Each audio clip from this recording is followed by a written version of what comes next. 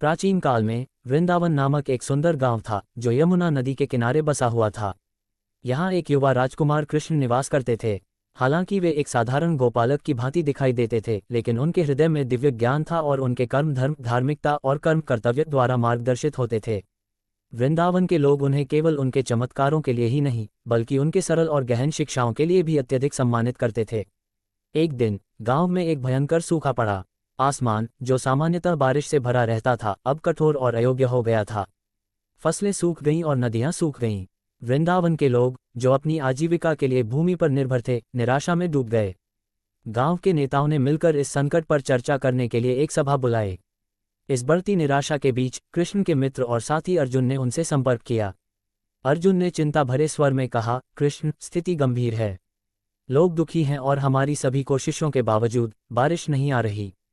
हम क्या करें? कृष्ण ने शांति और आश्वस्ति के साथ उत्तर दिया, अर्जुन, सच्चा नेतृत्व और कर्तव्य केवल संकटों का समाधान करने में नहीं है, बल्कि हमारे कर्मों के माध्यम से उदाहरण प्रस्तुत करने में है। मैं तुम्हें कर्तव्य और धार्मिकता का एक महत्वपूर्ण पाठ दिखाऊंगा। कृष्ण ने एक प्रतीकात्मक कदम उठाने का निर्णय लिया। उन्होंने गांववासियों को गोवर्धन पर्वत की तलहटी पर बुलाया। आज कृष्ण ने घोषणा की, हम पर्वत की विशेष पूजा करेंगे, क्योंकि ऐसा कहा जाता है कि इस पर्वत में बारिश लाने की शक्ति है। गांववासियों को आश्चर्य हुआ, लेकिन उन्होंने कृष्ण की बुद्धिमत्ता पर विश्वास किया। वे पूजा शुरू करने लगे, पर्वत को प्रार्थना और भेंट अर्पित करने लगे। कृष्ण ने समर्पण के साथ पूजा का नेतृत्व किया और उनकी उपस्थिति में एक दिव्य आभा छाई रही। पूजा समाप्त होने के बाद कृष्ण ने गांववासियों से कहा कि वे विश्वास बनाए रखें और अपनी दिनचर्या जारी रखें। दिन बीतते गए, लेकिन सूखा बना रहा। गांववासी निराश होने लगे। उन्होंने कृष्ण से चमत्कार की आशा की, लेकिन कृष्ण ने अपने दैनिक कार्यों को बिना किसी निराशा या ढील के जारी रखा। एक शाम, जब कृष्ण नदी के किनारे चल रहे थे, उन्होंने देखा कि गांववासी एक बड़ी सभा में एकत्रित हुए थे और गहन बहस कर रहे थे। चर्चा तीव्र हो रही थी और यह स्पष्ट था कि गांववासी विश्वास खो रहे थे। कृष्ण ने एक महत्वपूर्ण पाठ सिखाने का अवसर समझा और उनके पास गए। तुम लोग इतनी परेशान क्यों हो? कृष्ण ने विनम्र और निर्णायक स्वर में पूछा। भगवान कृष्ण, एक गांव के बुजुर्ग ने उत्तर दिया, हमने आपकी सभी सलाहों का पालन किया, लेकिन बारिश नहीं आई। हम आशा खो रहे हैं। कृष्ण ने मुस्कुराते हुए कहा, निराश होना स्वाभाविक है जब परिणाम तुरंत नहीं मिलते।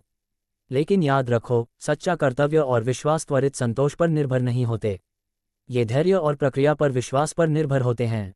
फिर कृष्ण ने गांववासियों को एक खेत की ओर ले जाया, जहां फसलें वास्तव में विफल हो गई थीं।